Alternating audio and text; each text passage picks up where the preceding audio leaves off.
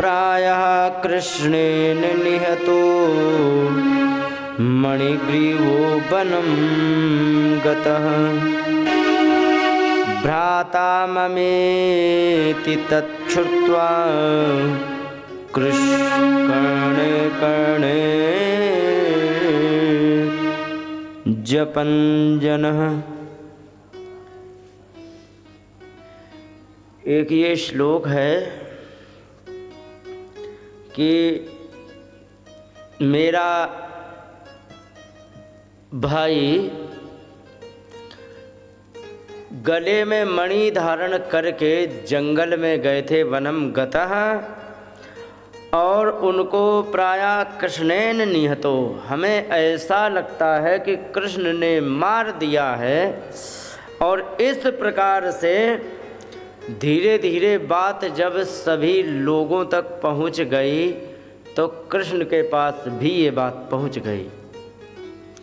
तो भ्राता ममेति तच्छ्रुत्वा, मेरे भाई को मार दिया है, यह सुनकर तो कई कैसे कैसे सुना, कई करने करने जपन जना, कान कान से बात पहुंच करके। और लोग जपन जना का मतलब एक दूसरे के काना फूसी जानती हो। हाँ, हमें ऐसा लगता, हमें ऐसा, हाँ, तो कान कान में एक दूसरे से काना फूसी करते रहे, भगवान तक पहुंच गई। राजाओं के होते हैं, क्या कहते हैं, गुप्तचर। पता लगे खेती में काम कर रहा है अपना, और है गुप्तचर। धीरे धीरे बात पहुंच गई और उस गुप्तचर भी तक पहुंच गई तो वहाँ तक भी पहुंच गई। अभी 23 जनवरी को एक चीन से जाने वाला जहाज वो जा रहा था पाकिस्तान, भारत के लिए साजिश करने के लिए सामान ले जा रहा था। 2200 और कुछ कुंटल सामान को जब्त कर लिया। कुंटल है कि टन है भगवान जाने। तो ये कैसे पता लगा? क्योंकि सरकार के कुछ गुप्तचर घूमते रहते हैं, हमें पता नहीं लगता है कि कहाँ है। पता लगे कि कोई आ रहा है भिखारी बन के, लेकिन का होए गुप्तचर। पता लगे कबाड़ी बन के आ जाए, होए गुप्तचर। पता लगे वैसे ही कोई आ जाए पर होए गुप्तचर। तो ये गुप्तचर होते हैं। पता लग गया। अब एक बात बताओ माता जी, आजकल की दृष्टि में यदि देखा जाए कि मान लो किसी के ऊपर किसी ने आक्षेप लगा दिया, ठीक है, कि हमें ऐसा, धीरे धीरे आक्षेप लगा करके सामने तो नहीं कह के पर इधर उधर से बात सुनने को मिल गई। और यदि पावरफुल हो व्यक्ति, कृष्ण द्वारिका में पावरफुल थे कि वैसे ही थे, ये बताओ? पावरफुल थे। हाँ, भले ही उग्रसेन राजा थे लेकिन करता धरता तो वही थे। यदु को शाप लग गया था पिताजी के कारण, तो उन्होंने कहा था कि तुम राजा नहीं बन सकते हो। तो उसी में राजा बने नहीं बन सकते, तो इस प्रकार से जब कहा तो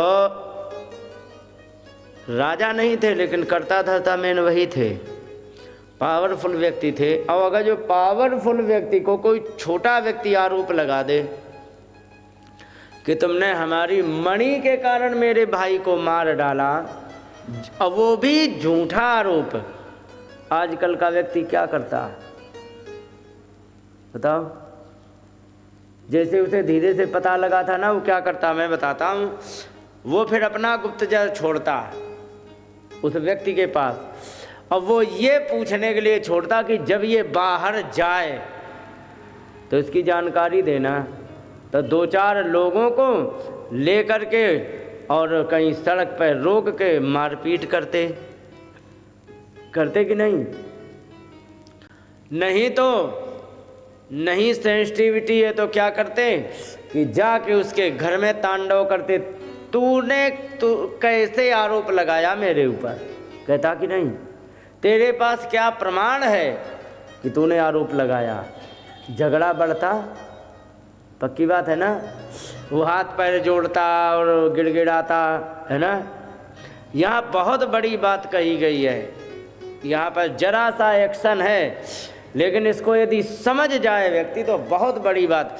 देखो कितना भी तुम पावरफुल हो, उंगली के ऐसे करके इशारे से उस व्यक्ति को तो मुड़ा सकते हो, लेकिन आपको ये करना नहीं है। बल का प्रयोग करना आखिरी विकल्प होता है, ध्यान रखो। आजकल क्या जरा सी बात हुई तुरंत लाठी लेके आ जाता है, फिर क्या होता भगवान जाने। भगवान ने क्या कहा कि बल का प्रयोग सबसे आखिरी विकल्प होता है। बात बन जाए तो हाथ जोड़ के मना लो, ना बात हाथ जोड़ के मना तो थोड़े ले दे के निकाल लो बात कि भैया तुम्हारा नुकसान हुआ है तो ये अपना करो। फिर भी बात ना बने तो फिर धमकी दो, जब फिर भी बात नहीं बन रही तो नहीं बन रही तो फिर आ जाओ, फिर हम कोई कम खाते भी नहीं हैं। और यदि बलवान व्यक्ति हो तो भगवान चाहते तो एक कान के नीचे बजाते और कह देते क्यों रे, तुझको किसने बताया कि मैंने उसको मारा है, या क्या तेरे पास प्रमाण है कि मैंने मारा है, कह सकते थे कि नहीं। लेकिन भगवान ने क्या किया, भगवान ने दूसरी तरह से सोचा। और ये यदि बात समझ जाए व्यक्ति ना, आज क्या कहते हैं, जितने भी झगड़े के मुकदमे चल रहे हैं एक क्षण में सारे मुकदमे विड्रॉ हो जाएंगे। और सिर्फ ऐसे ही व्यर्थ में झगड़ा हो गया, उसके चक्कर में लड़ रहे। आपको झगड़े की बात बता दें, आपको आश्चर्य होगा कि कितने कितने, पहले समझ तो लो। अरे सुनो, बात समझना ना कुछ। एक व्यक्ति ने आधे बीघे के खेत को अपना बनाने के चक्कर में कर दिया मुकदमा, समझ गए। और उस मुकदमा के चलते चलते दोनों भाइयों की 2-2 बीघा खेती बिक गई, लेकिन वो अभी किसी का नहीं हुआ। पहले समझा करो बात को। तो पहले सुना करो। हम यहाँ कोई महाभारत करने नहीं, भागवत करने बैठे हैं, और इसमें रहस्य क्या है उनको उजागर करने बैठे हैं, ठीक है। यहाँ पर भगवान चाहते उसे एक बार धमका देते, दोबारा उसकी बोलने की हिम्मत नहीं पड़ती। कभी नहीं कहता कि हमारे भाई को मारा, लेकिन हृदय में कसकता रहता कि हमें कमज़ोर की वजह से दबा दिया गया है। यथार्थ क्या है कि भगवान का कोई लेना देना नहीं था। भगवान ने उससे कुछ भी नहीं कहा, कुछ भी नहीं कहा, पता लग गया। लेकिन अब भगवान ने उल्टा विचार किया। भगवान ने ये नहीं कहा कि ये तुझे क्या, ये नहीं। भगवान ने सोचा कि द्वारिका से एक व्यक्ति गायब हो गया और एक व्यक्ति द्वारिका से गायब हो चुका है जिसका अभी तक पता ही नहीं है वो गया कहाँ, पता तो ये लगाना है। भगवान ने ढूंढना प्रारंभ किया और ढूंढते ढूंढते एक जंगल में गए। जंगल में जा करके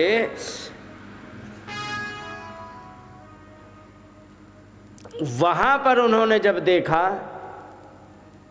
कि यहाँ पर एक वो उनका भाई प्रसेन पड़ा है, घोड़ा पड़ा है मरा हुआ, और हमला से पता लग गया था कि शेर का किया हुआ है, और अपने गांव के 10-20 ले गए थे गवाह है। वहाँ पर जाके के पता किया तो वहाँ मणि देखी, मणि नहीं मिली। फिर आगे देखा तो आगे देखा शेर भी मरा पड़ा। उसको पता लगा कहाँ किसने मारा है, तो जामवंत जी ने मारा हुआ है। तो आगे जा कर के देखा तो आगे जब जामवंत के पैर के निशान से आगे जब बढ़े तो आगे देखा तो वे गुफा में घुसते हुए दिखाई पड़े। जब गुफा में घुसते हुए दिखाई पड़े तो भगवान ने सोची कि ऐसा करो, द्वारिका वासियों जो आप हमारे साथ में हो, आप यहीं रहो, हम जाके देखेंगे। 12 दिन तक प्रतीक्षा करना। तो यहाँ भगवान एको विवेश भगवान अवस्थाप्य वही प्रजा, जो भी लोग लाए थे उनको सबको बाहर स्थापित करके तुम यहीं रहो, 12 दिन तक रहना, इसके बाद चले जाना। और अकेले चले गए। और वहाँ जा करके, यहाँ तो बहुत बड़ी कथा है कि उनकी एक धात्री थी जो बच्चों का पालन करती थी, तो उसने कभी पहले मनुष्य देखा नहीं था।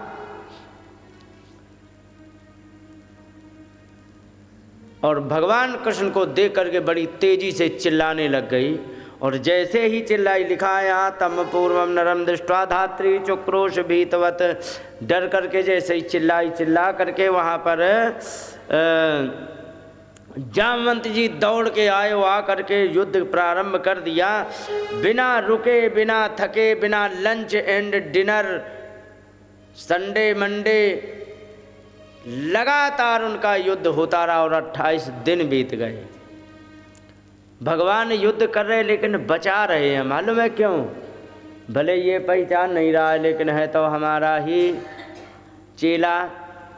राम जी वे भगवान सोच रहे कि जब मैं राम जी के उसमें था तब यही थे जिन्होंने हमारी इतनी सहायता की, और ये नहीं पहचान पा रहे हैं, लड़ रहे हैं, न पूछा न बताया। 28 दिन बाद भगवान ने सोची से ऐसे कब तक हम समय बर्बाद करेंगे इसका और मेरा, और एक घूंसा मारा, एक ही बार में हड्डी हड्डी जवाब दे गई। हाँ, जामवंत जी की सारा नशा उतर गया जामवंत का। यहाँ लिखा है कि कृष्ण मुष्टि विनिष्पात निष्पिष्ट अंगोरु बंधना, और जैसे ही घूंसा पड़ा भगवान का तो एक ही बार में हड्डी हड्डी जवाब दे गई, एक एक जोड़ खुल गए। और इसके बाद क्षीण सत्व सिन्न गात्रा तमाहतीव विस्मिता, आश्चर्यचकित होकर के कहने लगे कि ये बताइए आप कौन हो? भगवान ने कहा, आप पूछ रहे हो कौन है? पहले पूछते काहे को झगड़ा होता, कोई बात नहीं। तो यहाँ पर उन्होंने समझ गए, जामवंत जी ने स्वयं कहा कि हमें आप परमात्मा लग रहे हो, जाने ताम सर्वभूतानाम प्राणो जसहो बलम, आप परमात्मा हो और तुम ही विश्व सजाम सृष्टा, आप ही सारे संपूर्ण संसार को रचने वाले हो। यत्ये दुष्कलिश रोष कटाक्ष मोक्ष, ये उसकी वर्तमान दिशत क्षुभित न कृतिमिंगलोब्धि। ये समुद्र में जिस समय रास्ता मांग रहे थे तो बाण मार करके खड़े चढ़ा के खड़े हो गए कि नहीं रास्ता दिया अभी मैं सुखा दूंगा, तो वहाँ घबरा गए थे। जीव उसका वर्णन किया। तो कहने का मतलब अभी वो विषय नहीं समाप्त हुआ है, जो मैंने बताया था कि भगवान की क्या स्ट्रेटजी होती है काम करने की और हम लोगों की क्या स्ट्रेटजी होती है काम करने की, उसका वर्णन वो अंतर बता रहे। पूछा क्यों आए तो बताया यहाँ पर कि मैं मणि हेतोरी है प्राप्त वयम वृक्ष प्रतय विलम, मैं मणि के लिए यहाँ आया हूँ क्योंकि मिथ्याभिशापम प्रमृजन आत्मानो मणि नामुना, मुझे झूठा शाप लग गया है। शाप का मतलब कलंक झूठा लग गया है, जो मैं इस मणि के कारण धोना चाहता हूँ।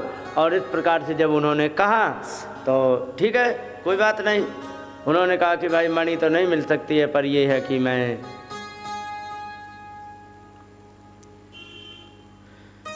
अपनी पुत्री को, जय हो अनीता, ही तुम्हारे नाम की सुनो, मैं रोज 5 माला जपता था।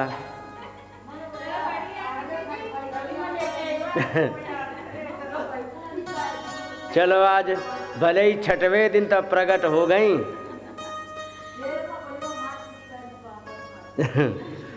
अच्छा, बोलिए गोविंद भगवान की जय। रास बिहारी सर,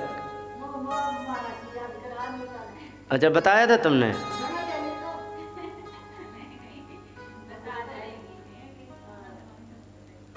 रास बिहारी सरकार की जय। यहाँ पर कहने का तात्पर्य ये है कि मेरे ऊपर जो झूठा कलंक लग गया, तो इसी अमुना मणिना मुना, मैं इस मणि के कारण जो लग गया है मैं उसे धोने के लिए आया हूँ। उन्होंने कहा कि देखो यहाँ पर शास्त्रीय सीधी सी बात, दुनिया की बातों को छोड़ करके सीधी सी एक बात बता दें। जामवंत जी ने कहा कि इस मणि को मैंने जीता है। भगवान ने बताओ इस मणि का असली मालिक कौन हुआ इस समय? क्योंकि जीता है आपने, चोरी की नहीं है, बेईमानी नहीं की है, शेर को मार के जीत के लाए, पूरा का पूरा अधिकार आपका है।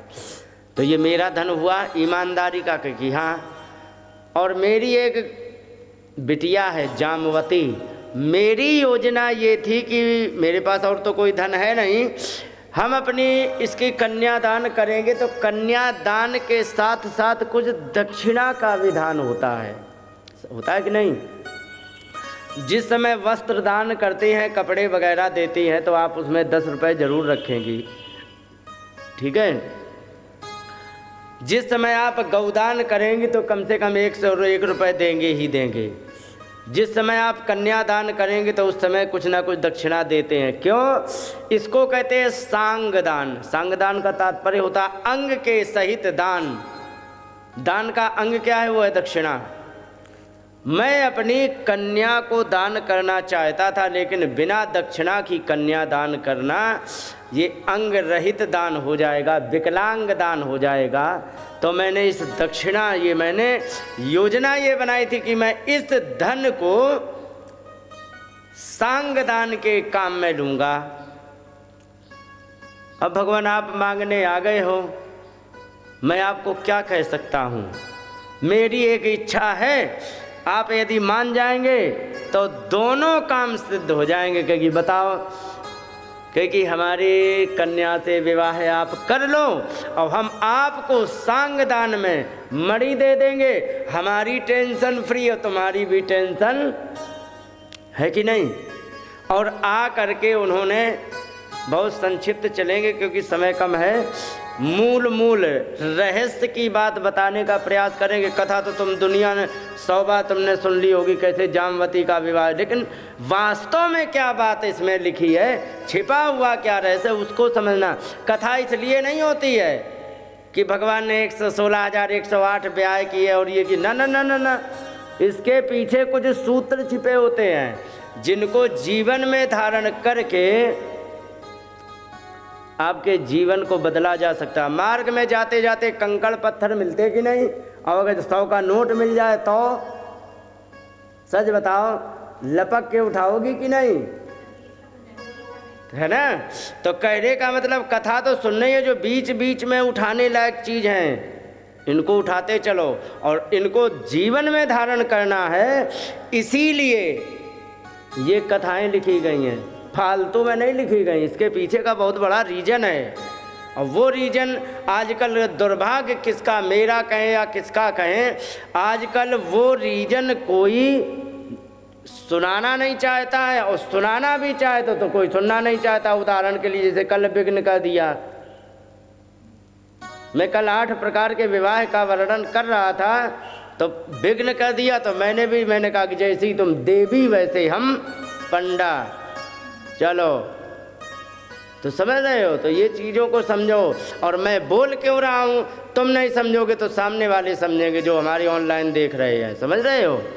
मैं इनके लिए कहता हूँ, तुम्हारे हिसाब से कथा कहता तो अब तक 4 बार पलट के कह चुका होता, समझ रहे हो। तुम देख रहे हो केवल, तुम ये समझ रहे हो कि मैं तुम्हें सुना रहा हूँ, और मैं ये समझ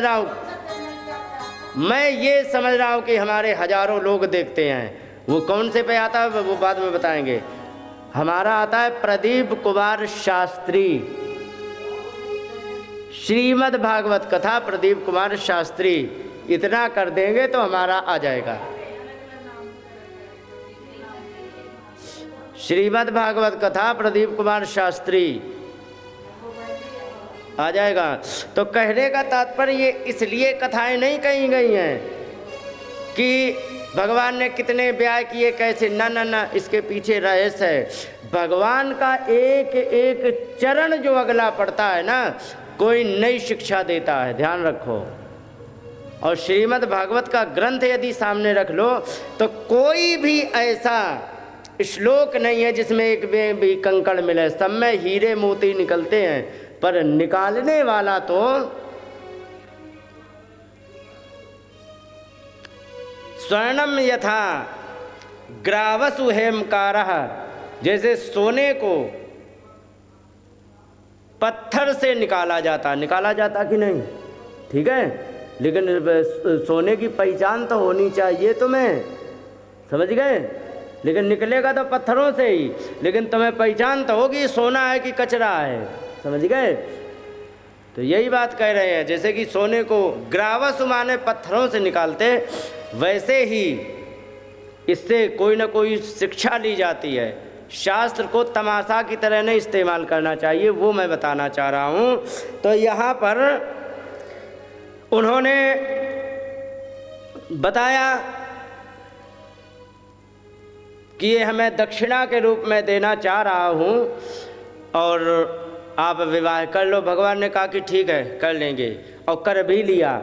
करने के बाद यहाँ पर जो 12 दिन के लिए ठहराए गए थे ना कि तुम्हें यहाँ 12 दिन ठहरना, बाकी वापस चले जाना, तो जा कर के वहाँ द्वारिका में सभी लोगों ने आ कर के और दुनिया की उल्टी सीधी बात है उसको सत्राजित को सुनाते हुए बेचारा मुंह नहीं दिखा पा रहा था गली में, मालूम है?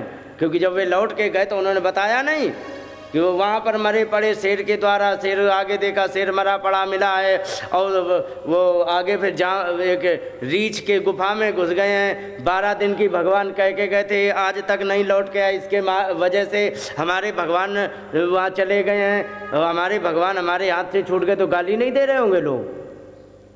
भाई वजह तो सत्राजित ही था ना, तो गाली दे रहे होंगे। वो बेचारा मुँह नहीं दिखा पा रहा था कि अच्छी मैंने व्यर्थ का मैंने कलंक लगाया। तो फिर वहाँ पर जैसे ही उन्होंने सतचंडी यज्ञ गौर करना उनकी भगवान की रक्षा के लिए कि प्रभु जहाँ भी हो तो सुरक्षित हो, हे देवी माता तुम रक्षा करना हमारे प्रभु की। इसकी वजह से क्या बताया जाए, और खूब उल्टी सीधी गए, इसकी वजह से समस्या में पड़ गए। और जैसे ही पूर्णाहुति की भगवान जामवती को लेके पहुँच गए। अब यहाँ पर मूल बात कह रहा हूँ, अगर जो मैंने उस समय बताया था कि अगर जो झूठा आरोप लगा दिया होता तो तुरंत लाठी लेके और उसके दरवाजे पर पहुंच जाते, सारा रोड खोद डालते कि नहीं? कोई बात नहीं। उस समय बाई चांस कोई बहुत ज़्यादा समझदार होता, मान लो उस समय नहीं करता, तो जब प्रमाण लेके आता तब उसकी ऐसी तैसी नहीं करता क्या? तो उसका जीना हराम करता कि नहीं? लेकिन भगवान की क्या योजना रही? भगवान ने बड़े आदर पूर्वक बुलाया। किसे? सत्राजित को बड़े आदर पूर्वक, और उनसे कहा ये रही आपकी मणि। भगवान ने ऐसा क्यों नहीं किया? वे भगवान हैं, समझ गए? उनकी सोच क्या है ये सारी की सारी गीता। इसीलिए आज भी एक बार बताओ, सच बताना, झूठी बात कितनी देर चलती है बताओ? नहीं चलेगी। ठीक है, आपको उदाहरण दे दें, पहले गाने आया करते थे दुनिया के तमाशा बता के, आज ख़त्म हो गए कि नहीं हो गए? और जाने कितने गाने आए और वे सब खत्म हो गए। लेकिन आपको पता है एक चौपाई है, मंगल भवन अमंगल हारी, द्रवहु सु दशरथ अजिर बिहारी, है कि नहीं? मालूम है कितने साल पुरानी है? 550 साल पुरानी है चौपाई, और आज भी गाते, आगे भी गाते चले जाएंगे। क्या इसको हम कह सकते हैं कि ये पुरानी हो गई? और उतनी ही नहीं लगेगी, क्योंकि इसमें बात में दम है, सच्चाई छिपी है। मंगल भवन, परमात्मा मंगल के भवन माने भंडार है कि नहीं है? अमंगल हारी, सारे अमंगलों को नष्ट करने वाले हैं कि नहीं हैं? द्रवहु सो दशरथ अजिर बिहारी। दशरथ अजिर बिहारी का मतलब समझ रहे हो? अजिर माने होता है आंगन। हे दशरथ के आंगन में विहार करने वाले परमात्मा राम, सो द्रवहु, मुझसे प्रसन्न हो जाओ। एक एक बात सच है, तो 5,500 साल से आज तक जिंदा है। और इसी प्रकार से गीता 5,125 साल पुरानी नहीं, उससे ज़्यादा, इतने तो इसके कलयुग के आए हुए हैं। इससे पहले गीता लगभग 33 साल पहले सुनाई गई थी, तो लगभग ये आज से 5,165 साल पुरानी है। तो आज तक ये क्यों जिंदा है? एक एक अक्षर अक्षर क्यों जिंदा है? क्योंकि इसमें पूरी की पूरी बात सच है। तो ये भगवान के चरित्र हैं। गोपियों का यदि माखन भी चुराते हैं ना तो इसके पीछे बहुत बड़ा राज है। यहाँ पर कितनी बढ़िया शिक्षा दी। अब एक बात बताओ, अब तुम्हें एक दूसरी बात बताएं। एक व्यक्ति से देखो, मारने के व्यक्ति के दो तरीके होते हैं, ठीक है। एक मारने के लिए उसकी गर्दन काट दो, और एक व्यक्ति को जीतना हो तो ऐसा जीतो कि कभी भी दृष्टि ना मिला पाए। दोनों जीतना होता है। एक ऐसा करो कि जिसने हमारे साथ बुरा किया हो तो उसके साथ मूर्ख व्यक्ति क्या करेगा, उससे तुरंत बदला लेगा, तूने मेरे साथ ऐसा क्यों किया, करता है कि नहीं। लेकिन समझदार व्यक्ति कभी बदला नहीं लेगा। लेकिन हाँ, उसका बदला कैसे देगा ये सुनो। जब उसके पास आपत्ति आ गई तो उसको सबसे पहले आगे खड़े हो करके उसकी आपत्ति का हरण करेगा। दोबारा वो कभी दृष्टि मिलाने लायक रहेगा? बताओ। कि देखो, जिसका मैंने इतना नुकसान किया आज वो मेरे सामने है। यही होती है समझदार व्यक्ति की बातें, समझ रहे हो। तो वैसा वो जाता है कि दोबारा उठने लायक नहीं। यहाँ पर भगवान ने क्या, एक शब्द नहीं, अपशब्द नहीं, एक भी कहा। तो ये चीज़ें हैं। यदि तुम्हारे ऊपर किसी ने मिथ्या आरोप लगा भी दिया है तो उसकी सच्चाई तह तक जाओ, आखिर वास्तव में क्या है। तो ये बातें हैं। छोटी छोटी बातों से बहुत बड़ी बड़ी समस्याओं का निराकरण है। नहीं तो यहाँ पूरे का पूरा बवाल था कि नहीं। सत्राजित आजकल के समय में ये घटना घटती तो ईमानदारी से 8 दिन से ज़्यादा सत्राजित जी पाते, जैसे आजकल नेता हैं, जी पाते नहीं। क्योंकि ऐसे जाने कितने नेताओं ने किसी निर्दोष लोगों को मार दिया। तो ये चीज़ें हैं। लेकिन भगवान जैसे पावरफुल व्यक्ति को जिस समय ये कहानी सामने आई तो वहाँ पर भगवान ने उनसे बड़े प्रेम से डील किया, ठीक है। और प्रेम से डील करने से तह तक गए, और जैसे ही तह तक गए अपने आप को दिखा दिया कि मैं बिल्कुल निर्दोष हूँ। बेचारा वैसे ही दृष्टि मिलाने लायक नहीं रहा कि मैंने झूठा आरोप लगाया। इसी दृष्टि मिलाने के लालच में ही सत्यभामा का विवाह किया था कि कम से कम, नहीं तो ये तो व्यर्थ का। हालांकि भगवान को कुछ करना होता तो कम से कम दृष्टि मिलाने योग्य तो रहें। तो वो भी, सत्राजित भी जानते थे कि मनुष्य हैं, गलती हो सकती है, लेकिन इनके मन में कोई खोट ना हो तो हम इनको अपना दामाद बना लें। बोलिए गोविंद भगवान की। कहने का मतलब ये है,